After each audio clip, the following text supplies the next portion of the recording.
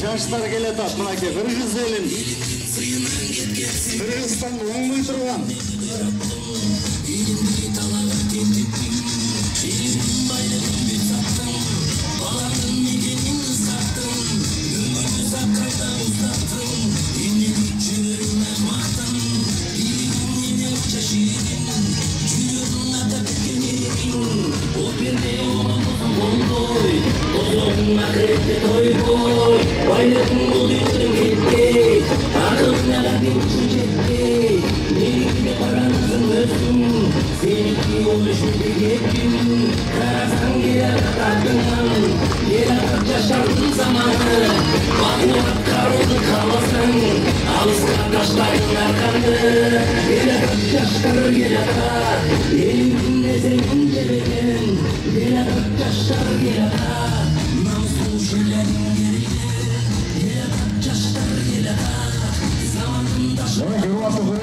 Жаштар келатат, жаштар.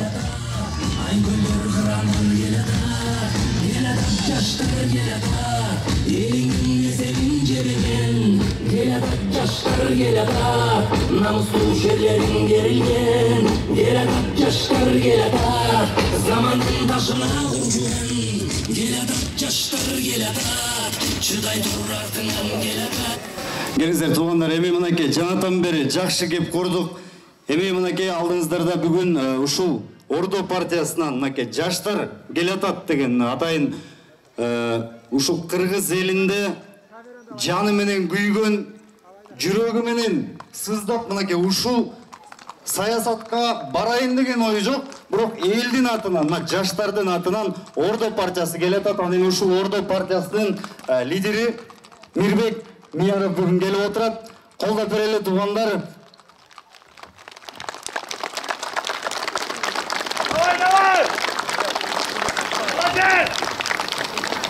Келиңиздер, эми мынакей биздин айылдан чыгып аткан мына жанатан бери жакшынакай маалыматты берип өттүк. Ордо партиясынан туугандар, сиздердин колдооңуздар менен баарыбыздын жакшы билебиз, жакшы тааныйбыз, өзүбүздүн жигитибиз Ильяс Амангазиев. Келиңиз, анда өзүңүз баштап бериңиз. Силерге чоң тазим. Аллах разы болсун, эки дүйнөнүн бактылуу кылсын. Могу жерде менин айылдаштарым бирөө дагы бир сом албай туруп, Кыргыз элин, айылымдын туусун чогуу көтөрөбүз деп чыктык.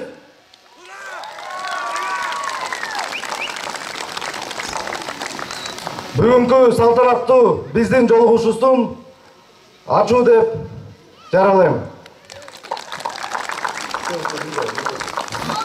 Азыр эми биздин дагы бир кандидат Тимур Абдуллаевка сөз кезегин берели. Келиңиздер. Саламатсыздарбы туугандар. Менин атым Тимур Абдуллаев, Ордо саясий партиясынын талапкерлеринин бири болом. Бүгүн Куттуу Чүй жеринде турабыз. Өзүмдүн кичимегеним Талас жери болот. Мынакей, бүгүн шайлоонун эң акыркы күнү экен.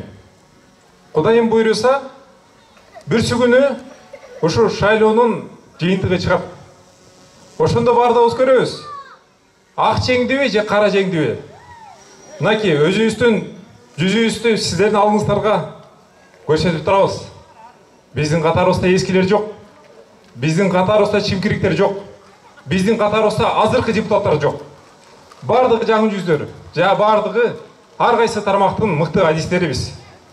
Ар кайсы жерге барганда биз айтабыз. Бизден сурашат. Неге саясатка баратасыңар дейт. Ушунча толгон токой партиялар турса, ошолордун эле катарына кирип туруп, ошолор менен барбайсыңарбы дейт. Биз айтабыз. Ошондой алардын катарында жүргөн депутаттар, алардын катарында жүргөн эски министрлер, президенттер дагы бар. Эч кандай жыйынтык чыгарылбагандан кийин 30 жылдын ичинде алардын катарына эмнеге кошулабыз? Биз жаштар, жаңы муун, жаңы көз караш, жаңы дем. Биз айтып атабыз. Силер аткара албай жаткан нерсени биз аткарып көрөлү ошону. Биз кыла алабыз, биз өзүбүздүн күчүбүзгө ишенип атабыз. Мынакей Ивановканын бардык калкы ушул жерде турат экен. Сиздерге чоң таазим этебиз. Чоң ыраазычылык билдиребиз. Колдоп коюңуздар. мынакей сиздердин уулу кыздарыңыздар келе атабыз. Ушу Кыргызстандын келечегинде ойлой деп келе атабыз. Баарыбыздын мына жашнакай өзүбүздүн үй бүлөбүз бар, кичинекей наристе балдарыбыз бар. Биз дагы жашпыз. Биз үчүн ушу биздин кичинекей өсүп келе аткан балдар кыздарыбыз ушулардын келечеги кооптондурат. Эгерде биз азыр кандайдыр бир чара көрүп, кандайдыр бир өзүбүздүн аракетибизди кылбасак, биз мейли өзүбүздүн окатыбызды кандайдыр бир кылып кетет экенбиз. Мына биздин курактагы адамдар. Бирок биздин балдарыбыздын келечеги эмне болот? Мынакей кичинекей бөбөгөбүз отурат бул жерде. Бул кичинекей бөбөктүн келечеги эмне болот? Ошон үчүн бардыгыбыз ушул шайлоого кайдыгер карабайлы. Ушул шайлоо катардагы эле шайлоо эмес. Бул шайлоо Кыргызстандын тагдырын чече турган шайлоо. Колдоп коюңуздар. Рахмат.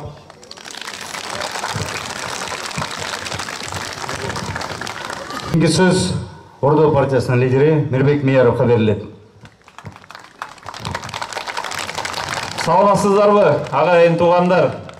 Бүгүнкү күндө мына Ысык Ата районунун бир гана Ивановка эмес, Ысык Ата айыл өкмөтү, Сынташ айыл өкмөтү, Чүй районунун Кегети айылынан, Чүй Токмок шаарынан келген, Байтик айыл өкмөтүнөн келген коноктор турат.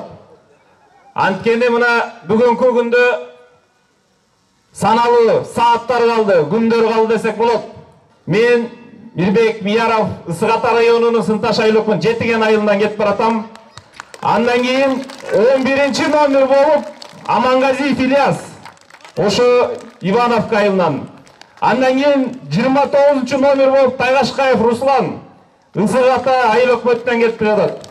Дагы тааныштырып кетсек, Кубанычбек Мурзакматов өзү Көлдөн болот, Көлдөн кетип баратат. Андан кийин тааныштырып кетсек, Абылаев Тимурду көрдүңүздөр, өзү Таластын кулунан, ошо өзүбүздө кетип барат. Андан кийин Токобаева Айнура, Чүй району Токмок шаарынан кандидатыбыз. Андан кийин Кудайбергенов Улан, Ысык Ата району Жээк айылынан. Тайгашкаев Руслан, өзүңүздөр билесиңер, Ысык Ата району Ысык Ата айыл өкмөтүнөн кетип жатат. Андан кийин Асаналиев Адилет, бул город Бишкектин лидери, өзү Нарындын кулуну. Андан кийин өзүбүздүн Алымбеков Кубанычбек агайыбыз Чүй району Кегети айылынан кетип баратат. Мына өзүңүздөрдөн көрүп турсаңыздар, астыңыздарда өзүңөрдүн эле уу кыздарыңар турат. Албетте эми Ордо деп биз 1,5 жыл мурун түптөдүк. Анткени элибизде, коомубузда ушу мына жаңы жүздөр, жаңы көздөр деп астыңыздарда турабыз. Албетте бүгүнкү күндө бизге эмне керек? Кыргыз элибизге бүгүнкү күндө бизге жумуш орундары керек, адилеттүү соттор керек, саламаттыкты сактоо керек, билим берүүбүз керек. Ушунун баары бүгүнкү күндө чирип кетти. Башыбыздан көрдүк, 2010 жылы революцияны өткөрдүк. Ошо революциядан кийин ойлодук элек, кыргыз элибиздин келечеги кең болот окшойт деп. Жаңы үмүт кылып, жаңы кадамдар болот деп үмүттөндүк, бирок кайра эле 10 жыл өттү, баягы эле система, баягы эле адилетсиздик, баягы эле жумушсуздук, баягы эле миллиондогон тентиген биздин жаштарыбыз, мигранттарыбыз. Мына ушул нерсени качан токтотушубуз керек? Албетте ушул жерде башка саясий күчтөргө, эски саясатчылар менен эч кандай аралашпай, жаңы саясатчыларды биз өзүбүз колдоп шайлап алганда гана астыбызга жолубуз ачык болот. Албетте айтмакчыбы, эски канга жаңы кан куйсак, бара-бара ал кайра эле эскирет дейт. Мына ушул нерсени токтотуш үчүн арабызда саясатчылар жок, эскилерден эч ким. Бирок бардык тармакта иштеген адистер, биз айткан жокпуз жалаң жаштар деп.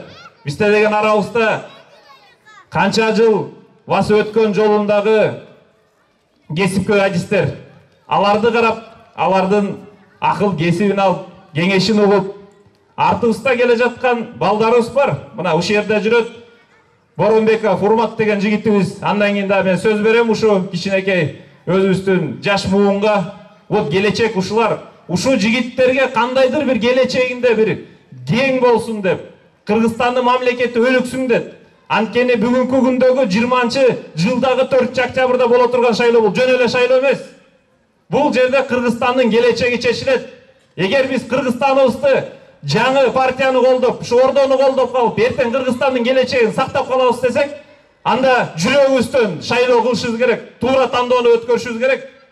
А эгер бизге баары биз барбасак деле шайлоо чечилген, мынакей 500 000 форма менен түптөп бийликтин, олигархтардын партиялары бүгүнкү күндө шайлоону өткөрүп бүттү дейт. Бирок биздин таянар элибиз анткени деген эл чечет, акча чечпейт, бийлик чечпейт, админ ресурс чечпейт, эл чечет. Эл туура тандоо кылыш керек, албетте. Мына бизде бүгүнкү күндө ушу нерселердин баары көйгөйлүү маселелер абдан көп. Көлгө бардым, көлдүк бир туугандар айтат, кече күнү казылып жаткан кумторубуз Барскоондан баштап бүгүнкү күндө кызыл сууга чейин жетти дейт. Мынакей Гүлзайын Баткенден барып келдим. Чегара маселеси абдан корч. Эч ким басып да келбейт дейт. Шайлоого келгенде гана эл баарына керек болуп калат. Оозунан чыккан алтын сөздөрдүн баарын айтышат. Баардыгын айтып келет. Бизге айтат, сиздер эмне салып бересиз дейт. Элибиз бүгүнкү күндө базар экономикасына байланыштуу соодагер болуп бүттүр. Эмне кылып бересиң дейт. Биз эгер элибиз колдосо, жогорку кеңешке келсек, биз ошо сиздер айткан үмүттөрдүн баарын актайбыз. Иштебеген мыйзамдардын баарын иштетебиз. Мына өзүбүздүн программабызда жазып жатат. Элдин үнү эшикте калган үчүн биз өзүбүзгө 2 палаталуу парламент деп киргизип жатабыз. Депутаттардын санын кыскартабыз. Бюджетибизге үнөмдөө кылабыз. Ошонун негизинде элдин үнү угуш үчүн жергиликтүү жерлерден чыккан спикерлерди жогорку кеңешке алып келип, мажоритарный система менен жогорку кеңешке алып келебиз. Ошо жогорку кеңешке келген жергиликтүү кеңештерден чыккан депутаттарга институт курултайын бекитип берген жатабыз. Бюджетти ошолор кабыл алсын.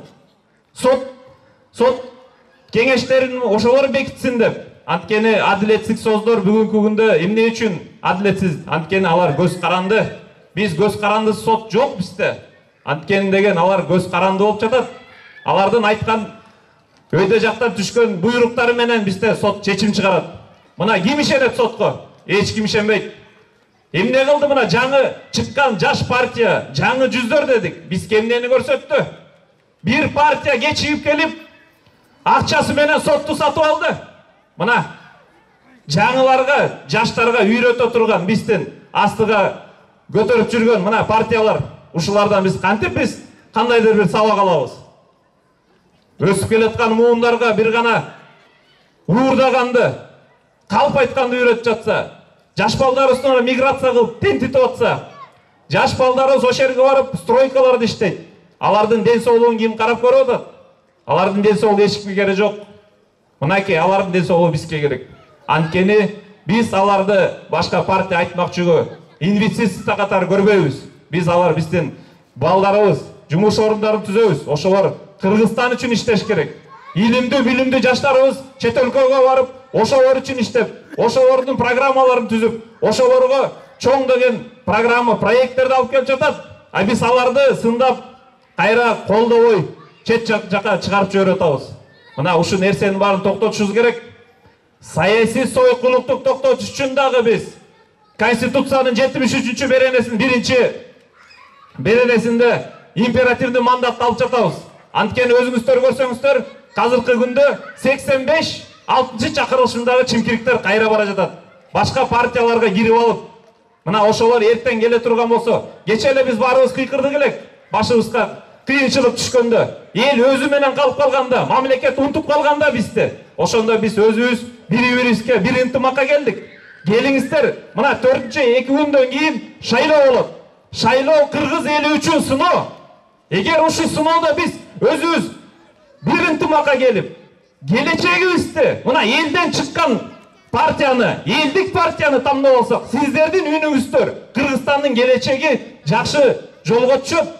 А эгер жанагы олигарх партиялар биринчи ондукта өздөрү айтмакчыбы, золотой деп кетип бараткандар, 200 000, 300 000 доллар менен келгендер, алар кыргыз элине эч качан иштебейт. Алар бир гана кайрат тонойт, талайт. Бирок 29 жыл өттү. Биздин байлыктын баарын тоношту. Каякта ошо байлыктар? Мына чет өлкөдө отелдер салынып жатат, торговый центрлер ачылып жатат. А биз эмне кылып атабыз? Карапайым элим. Баягы эле күнүмдүк süt maselesi, un maselesi, un kımbattabasınчы, sütüz kişine götürülsünчү, ortomчулар жок болсунчу. Мынакей, ошо нерсе менен күнүмдүк окутуп өтүп жатат. Ушул нерсе качан токтолот? 29 жыл өттү.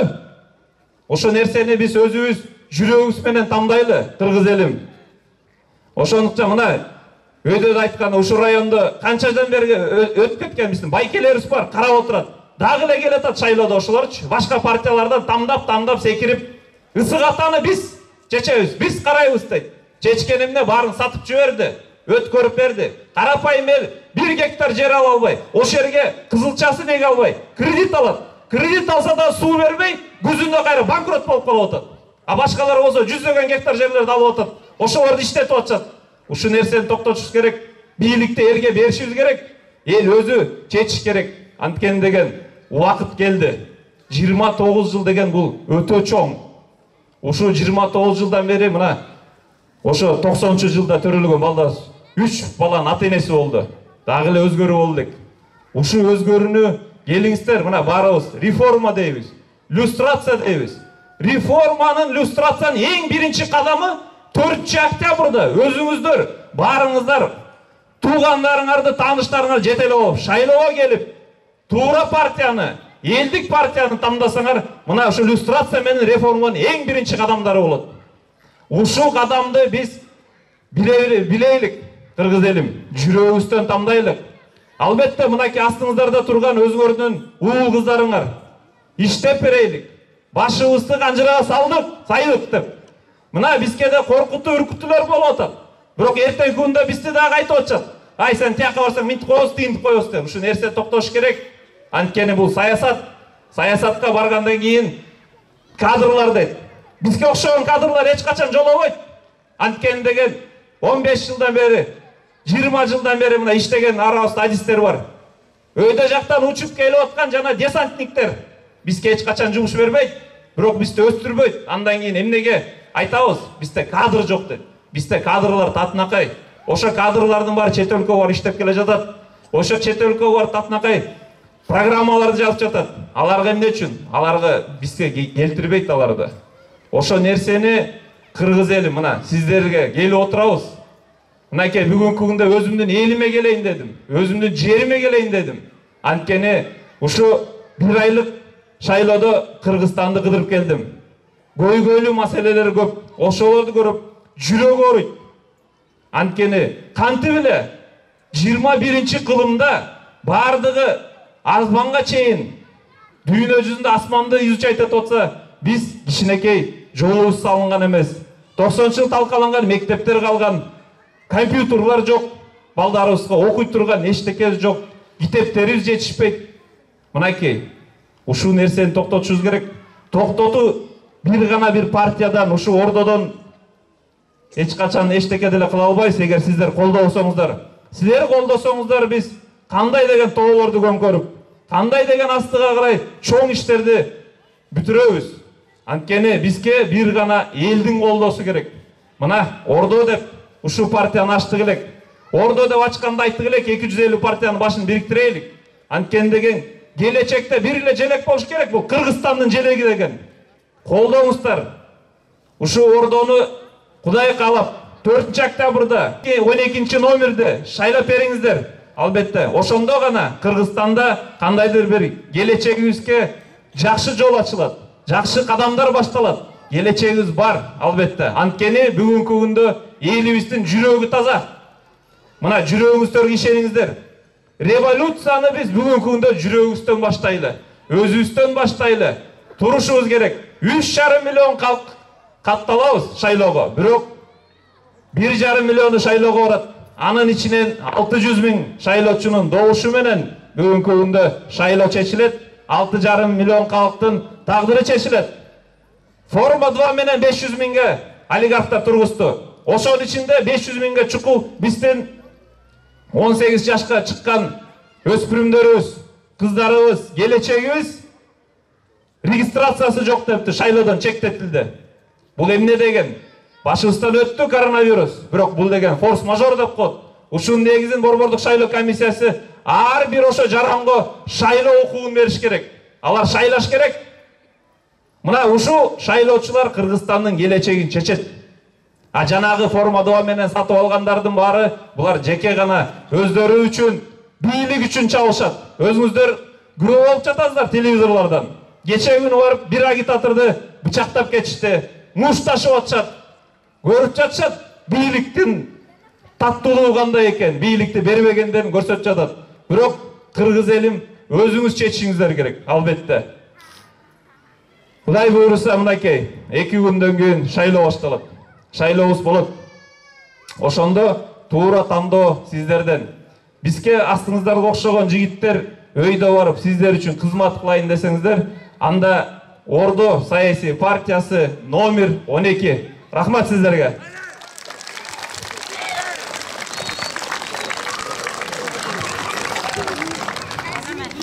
Асаналиев Адиле. 5 жылдан бери ишкерликке алек болуп, азыр шайлоого аттанып атам. Өзгөртөлү. Жакшы келечек болсун деп, системаны эл үчүн, өлкө үчүн иштесин деп өзгөртүш керек. Мына тендер маселелери кандай чечилет, мен аны жакшы билем. Болгон эле бир аткаминерлер, ошол эле депутаттар, министрлер өздөрүнүн эле кызыкчылыгы үчүн иштетип эле пайдасын көрүп келатышат. Мамлекетке, элге кереги тийген мектептер, медициналык объекттер курулбайт, жолдор устуна жыртык бойлонуп отурат. Эмнеге булар ошондой кылып атат? Анткени уурдалып атат акчанын баары. Уурдалган акчанын баары азыр кайра таратылып атат, чачылып атат шайлоодо. Ошого жол бербешибиз керек. Туура тандоо жасайлы. Таза бүттүк мына 29 жылдан бери. Мадумаров, Текебаев, Атамбаев деген фамилиялардан таза бүттүк. Жаңы жүздөр келсин. Жүрөгүндө жалыны бар. Жүрөктөрү таза, ниети ак, пейилдери кенен болгон балдар келиш керек. Келечек биздин колубузда. Туурадан тандоо жасайлы. Номер 12.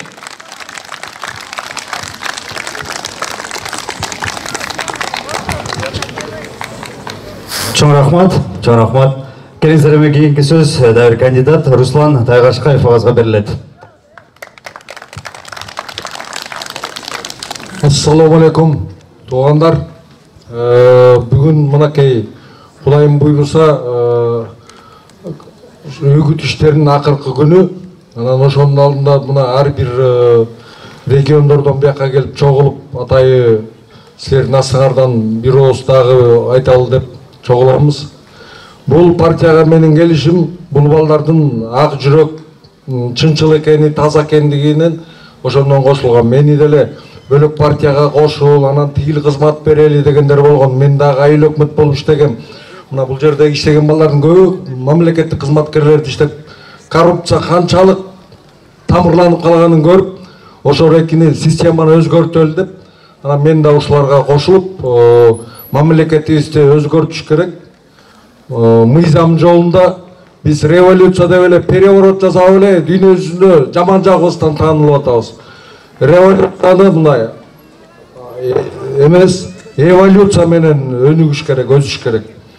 Мына ар бирибиз могу акыркы эле окуя пандемияда көрдүк, коронавируста. Эл калды 120 чимкирик үйлөрүнө 200 миң, 300 миңден отпускай алып кетип калышты. Мына балдар жүрдү го. Унуңарды, майыңарды, дарыңарды, кислород, ИВЛдерди ташып, ушул балдар жүрдү. Ар бирибиз өзүбүздүн айылдагы эл журтка жардам берели. Алланын ыраазычылыгы үчүн деп продукты тараттык, дары-дармек тараттык. Өкмөттөн депутаттар мурунку депутаттардан кимиси өкмөттүн берген матрезервтин унун Иса Өмөркулов таратып атат деп чөнтөгүнөн бергенсип макташты. Иса Өмөркулов менен Тугунал Абдырайымов эчтеке кылбайт. Булар только ичет, жейт, уурдайт. Мамлекетте булар жыйылы келет жатат. Эми берде толтура 120 депутат 120 заводду саткан. Кыргызстанда болгон завод, фабриканын баарын саткан. Жердин баарын, гендин баарын жада калса жанагы чистотаны, абаны саткан. бүт барын сатышып, эми азыр биздин эгемендүүлүгүбүздү сата алып атат. Эртең кыргыз эли деген уже жок болуп калышы мүмкүн. Могулбекке шайлоо ак менен каранын белгиси болот. Эми ар бирибиз могу жерден жүрөк менен шайлайлык. Кээ бирөөлөр айтты мага келип, мекеним Кыргызстандын кишилери бизде акча миллиард дейт. Сатып алабыз баарын дейт. Мен айттым, мага миллиардың дагы астык кылат. Мен андан да кымбат, мен сатылбайм. Мага кызмат беребиз деди. Мага машина беребиз деди. Мен албайм. Арам акчага сен тозокко кетесиң. Мына Раматлык чубага жетелейт. Добуш сатып алган дагы, саткан дагы. Бул күнөө, бул туура эмес иш. Эми могу жерден кандай деген кишилер ушу оорудан өтүп кетти. Баарыбыздын туугандарыбыз, тааныштарыбыз каза болду. Баарыбыз үйдөн чыга албай калдык. Биз даже дары алып барып бергенге, un алып барып бергенге бара албай калдык туугандарыбызга. Кырылып аткан, анан кийин матроимдер биз un бербесе кырылып калмак экен деп гүлүп атышат. Ошол матроимдер биздин акчаны урдуп алып, кайра биздин добутту сатып алат. 2000 сомго, 1000 сомго сатылып атат. Эй, сатылбагыла деп элдин баарын айтып атабыз. Эми элим, силердин баарыңарга кааларым ден соолук, баарыбыз аман бололук. Бул шайлоодо эл жеңиш керек. Ар бириңер жүрөгүңөрдөн ойлогон эмеңер бар, кимди тандаганыңар. Эми ушул жаш таза балдарга ушул биздин Ордо партияны колдоп берсеңер, силерди ушул эле балдар эч качан таштабайт. Биздин арабызда бирөөнү сатып кеткен киши жок. Бүт таза балдар. Ушу силерге рахмат бар. Чоң рахмат. Кийинки сөз дайыр кандидат Кубаныч Мырзахматовго берилет. Саламатсыздарбы, урматтуу кыргыз элим. Уруксат берсеңиз, расмий тилинде бүгүнкү чогулуштун сөзүн айтып берейин. Еще раз здравствуйте, меня зовут Мырзахматов Кубанычбек. Я сам являюсь по образованию техническим специалистом, но время привело к тому, что мы из зоны комфорта, вот все наши, вот кто перед вами находится, никто в политику особо желания не имел входить. Но мы, как обычно говорят, не мы выбираем время, когда хотим жить, а время выбрало нас. Вы сами видите, что вокруг нас, что творится. За последние годы, за последние 5 лет мы видели, что Кыргызстан можно спокойно продать. Любого человека можно задавить. Любое желание, любое слово в гражданском обществе можно просто силой подавить. Можно человека напугать, но должен быть какой-то предел. Мы сейчас находимся на этапе, когда старое поколение политиков ни желания, ни сил не имеют работать. Сейчас наше время пришло. Должны быть молодые политики, молодые специалисты должны прийти. Я вам больше скажу. Кыргызстану не нужны политики. Кыргызстану нужны специалисты, которые будут что делать?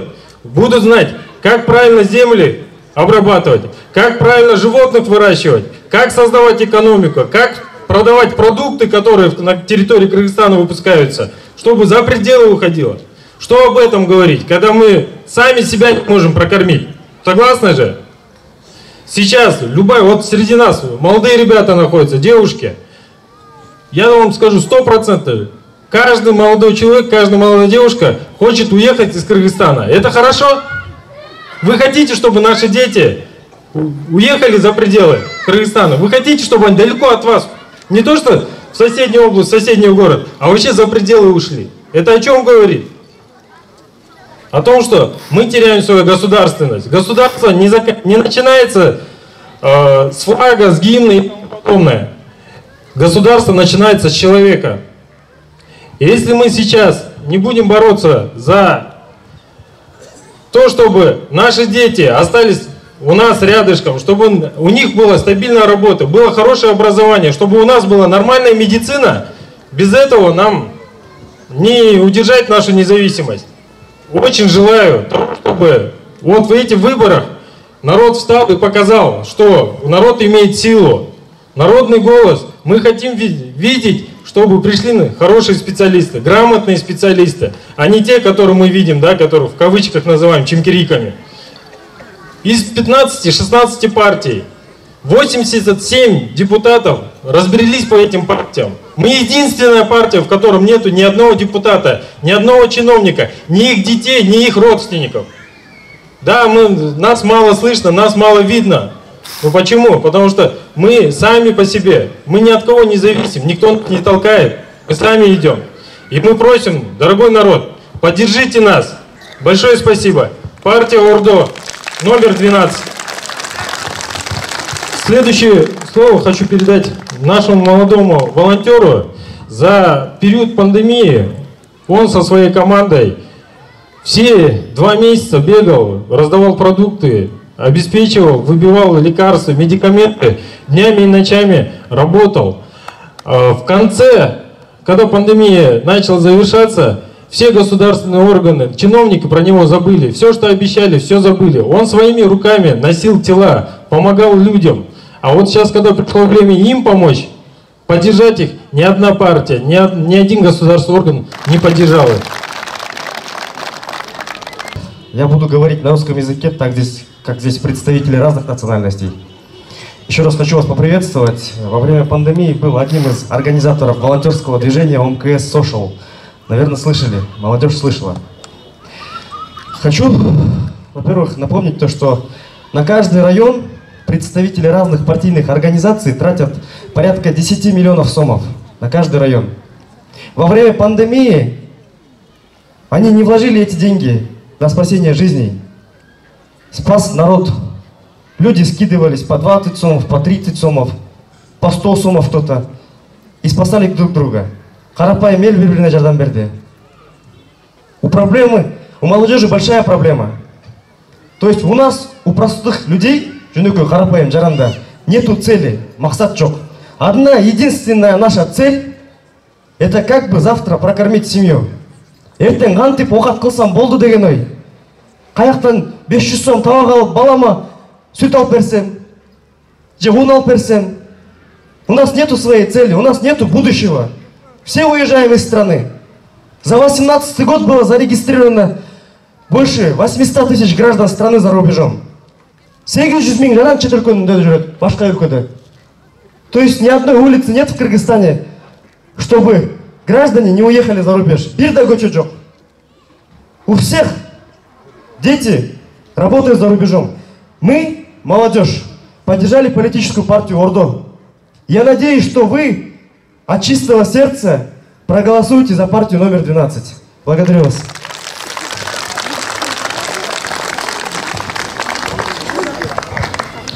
Берде келген биздин жалпы ушул элдин арасында өзүм сүйлөп берем дегендер абдан көп, бирок ошентсе да бул жерде Чүйдөн келген Тумархан деген эжекебиз бар экен.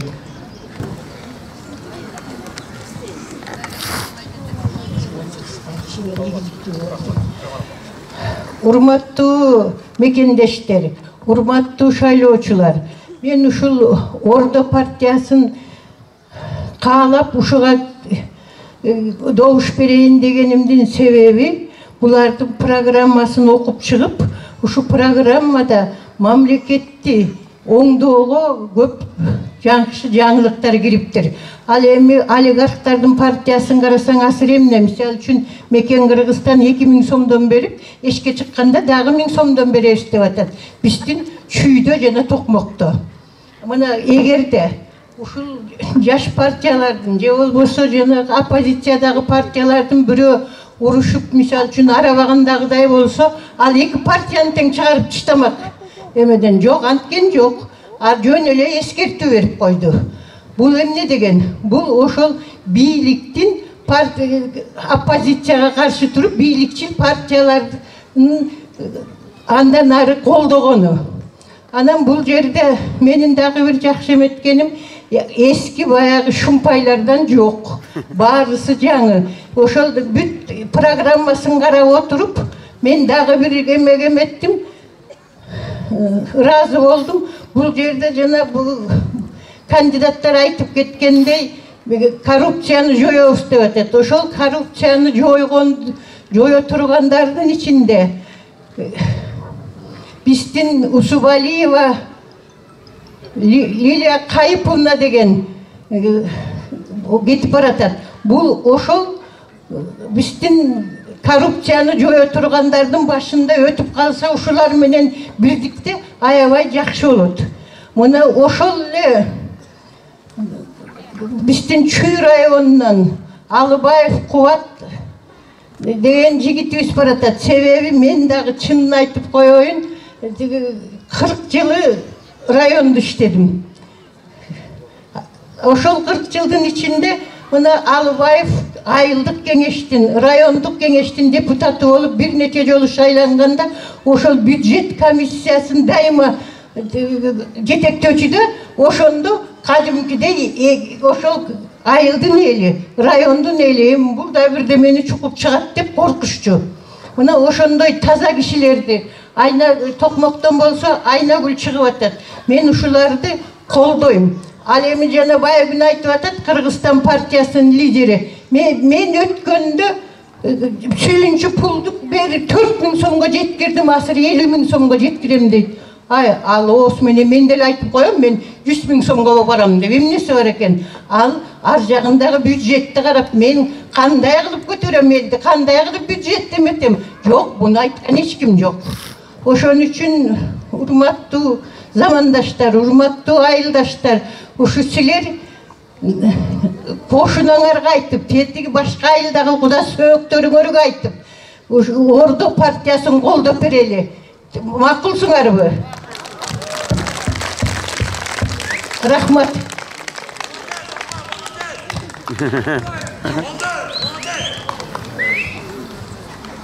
Жас калкым, ушу бүгүн баарыбыз ушу Ордо партиясын колдойбуз деп келгенибиз көрүнүп турат. Көп нерсени эмилики аяшыбызбы, айым айтып кетти. Андан мурун бере турган көп суроолорго өздөрү Мирбек балам да абдан жакшы сүйлөдү. Абдан жакшы сүйлөгөн жигиттер бизге чыгып, ушу биздин келечеги сүйлөп аткан экен. Эми биз кандай тарбияланып, кандай элди тарбиялап элек? Биз келечек, биздин бала, келечегибиз жаш муундар, биздин келечегибиз балдар дечи элек. Мына Кудайым каалап буйруса, бул балдар чыккан экен, кол чабуулар менен коштоп коелукчу мына. Ушул балдарды.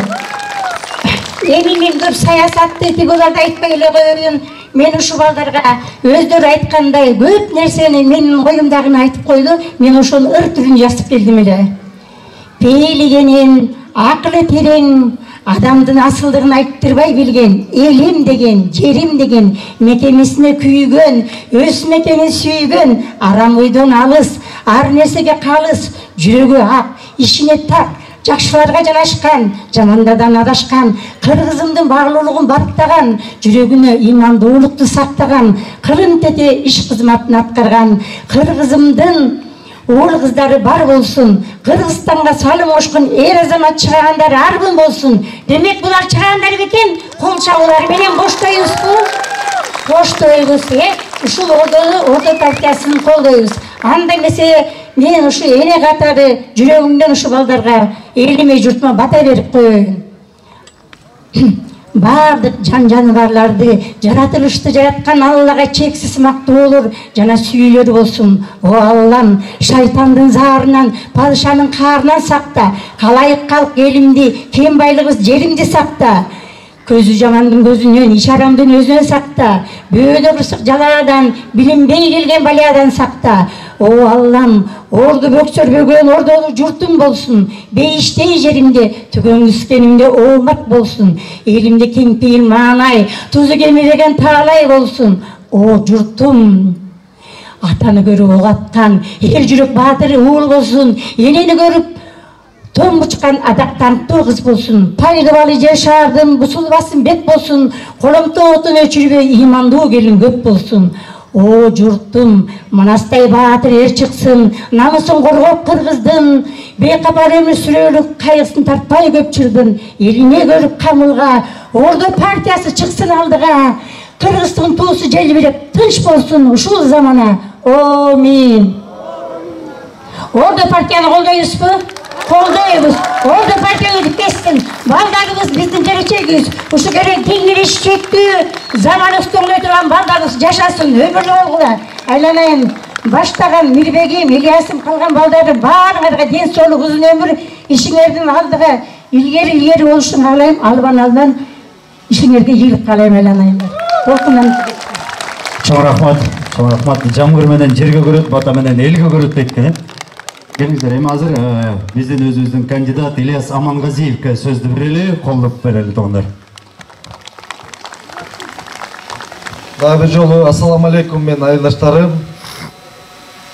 Бүгүнкү күндө биздин салтанаттуу жолугушуубуз биздин айылыбыздын бул келечектеги выбор эле эмес. Бул биздин элибиздин башын бириккени белгиси бүгүн. Пайгамбарыбыз саллаллаху алейхи ва саллям айткан бир хадисте: эл улут-улутка бөлсө, ал менин үммөттөрүм эмес деген. Бүгүнкү күндө көчө, клан болуп бөлүнгөн адамдар бүгүнкү күндө кыргыз элибиздин туусун бирге көтөргөнгө, мындай айтканда, единство у нас победило единство. Бүгүнкү күндө мына аябай толкунданып атам менин ушунча айылдаштарым чогулганына. Анткени могу жерде адамдар бир сому жок. Мындай айтканда, чын жүрөгү менен биздин мамлекетке таза балдар келип кызмат кылсын деп турат. Мына бүгүнкү күндө партияларды көрүп атабыз, чоң партиялар, олигарх партияларды. Мекеним Кыргызстандын Раим Матраимовдун кулу болуп, ошонун акчасына кул болуп жүрөбүз. Мындай айтканда, бизди Матраимовтар, братья Матраимовы хотят купить нас, но мы дали им отпор, показали, что мы можем объединиться и отстоять свое. Бүгүнкү күндө мына Кудай буйруса, элимдин башы биригип, мына кыргыз элибиздин туусун бирге көтөргөнгө чыктык. Мына бир жерде отурат, кухняда отурган жана жерге барып алып, мындай айтканда базарлардын үстүнө барып алып, мындай айтканда өзүнүн айылына деле мындай кишилер менен өзүнүн чын жүрөгү менен колдогон адамдарды көргөн жокмун. Ошол чыгып алып бир нерселерди сүйлөйт. Элибизди мындай айтканда революция кылабыз дейт. Бизге революциянын кереги жок. Мамлекетибиз үчүнчү революцияны көтөрө албайт. Анткени бизде экономикабыз мындай айтканда ылдый түшүп кетти. Биз деген мамлекет бул чоң организм. Бул организмдин бир бутагы мына Баткен эмне болуп атат? Мындай айтканда Баткен областы кырылып атат. Бир жылда 71 жолу бул жерде кишилер жарадар болот экен ошол жерде. Бүгүнкү күндө башыбыздын баарыбыз биригип кыргыз элибизге кызмат кылайлы. Мына бүгүнкү күндө Абдраимов туйгуналы келди могу жерден. Мен дейт 30 жыл мурун ушул жерде больницанын заборун кургам дейт. Эми ошону айтпай деле койсо болот болчу. Ушул эл мендей чагында ошол Абдраимовду ошол жерге мамлекеттин туусун айылыңа кызмат кыл деп, элиңе кызмат кыл деп чоңойткон. Бирок бүгүнкү күндө ал мындай айтканда жүзүн алмаштырып алып, ушул жерге азыр биздин айылдаш адамдарды садага чапкантат.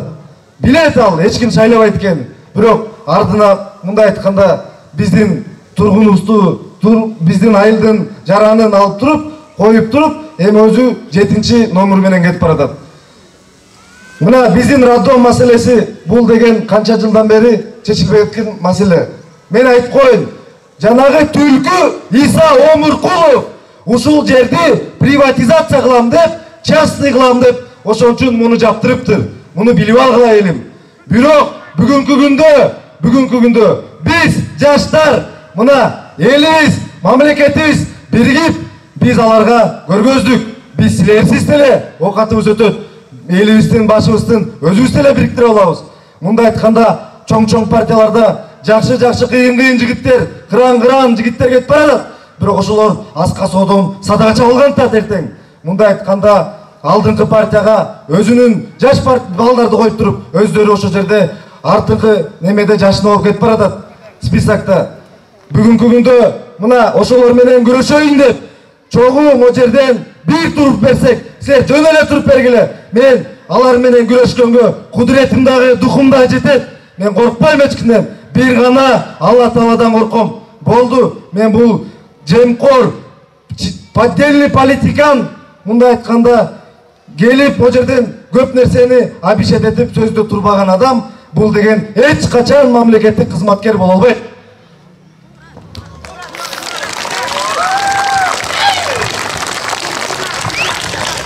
Бүгүнкү күндө мына келип айтып атышат. Мен бул школду бүтүрөм, больницаны бүтүрөм, жолду салам дейт. Жолду деген школду, больницаны депутат салбайт. Муну атайын институттар бар. Министерство транспорт бар жолду караган. Министерство образования бар. Ошол министрликтер салат. Министерство здравоохранения бар. Мына коронавирус илдетинде ар бир адамдын жүзү ачылды. Мындай айтканда кимдин ким экенин ушул жерде билдик. Эртең экинчи толкун келатат. Ошол азыр акча таратып жүргөн партиялардын бирин да көрбөйсүңөр. Мен эмнеге муну суроо берип атам? Могу жерде ата мекен республика, могу жерде мекеним Кыргызстан, да жана партиялар могу жерде туусун көтөрүп жүргөн адамдарга эмнеге айтып атам мен аларга? Силер гарантия бере аласыңарбы? Ушул партия келип эртең бизге кызмат кылып бергенде.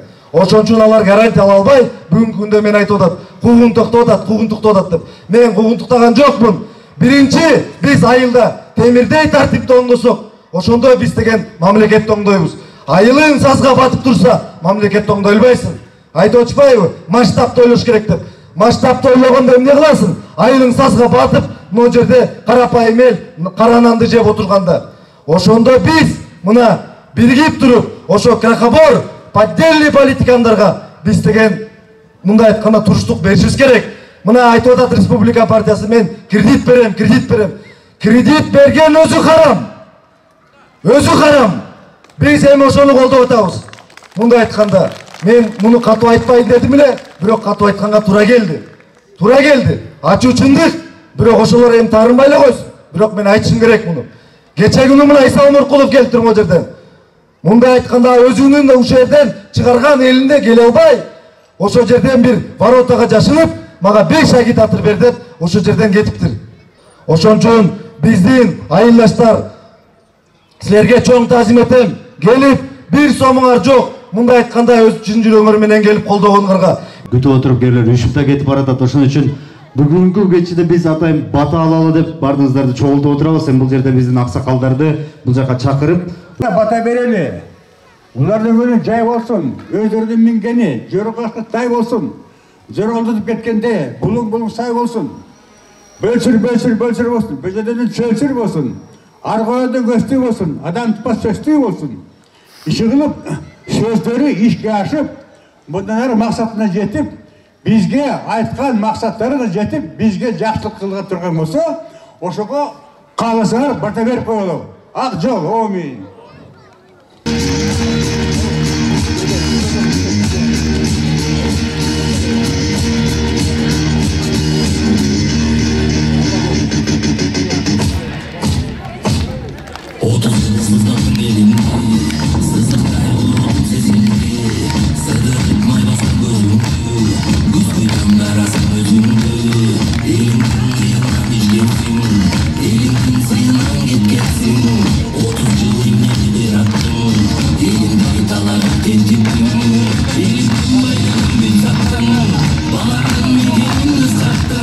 О жараткан Алла Таала мына ушул Ивановка шаарына экинчи жолу келип атамын. Алдындагы жигиттердин айткан сөзүнө өтө курсант болуп кубанып турамын. Кудай ушул балдарга бактылуулук берсин жана айткан сөздөрдүн баары ишке ашсын.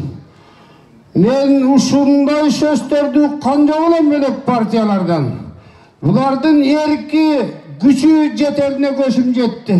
Анткени булар тартынбайт. Кыргыз айтат, арык койдун терисин алып ташатсаң ий болбойт. Атадан жаман туулганды ардактап ак кийишке көтөргөн менен бий болбойт. Жакшы эле хандар, жакшы эле бийлер келип Кыргызды арык койдой кылып, картаң кемпир чалдардын жана майда балдардын үстүнө минип алганын мен да көрүп турамын. Кудай ошондон сактасын. Мен ушул балдарга ишенип турамын. Чоң бактылуулукка жеткирерине. Бул эми Jusuf Abdurahmanovday, Razzakovday, Kırgız'da balday kalbay aldı. Barına dünyaya gelgende basagalı bile altın dünyada karaşat. Yok, Kırgız'ın bilim jagынан, ilim jagынан dengeli artqa ketdi көп жылга. Men bunu endek aytıp atam. İçim büyügönden, men 79'damın hazır. Yok, uşu sırkırap, elimden sırkırap durganda keyip atam. Barele alsam, jutsam, barele bütün biylik'e varsam deydi. Elde oylagan kişi yok. İlimden kaldı, köy arak içet. Baldarın sorduktaydı, kızların sorduktaydı. İçet arak, oşağları bal boyu içip atat. Yok ağayın tuğanlar. Bu balдар beni geleceğime halbararına göşümcet durat. Kulay şu baldarga ömür versin. Elimiz aman olsun. Cana, bana bakıravuz devletli olsun, bilimli, ilimli olsun.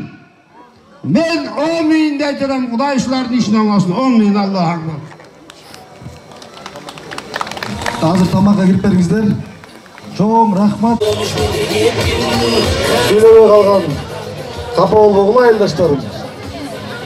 El kütüp kaldı. Alga Ivanovka.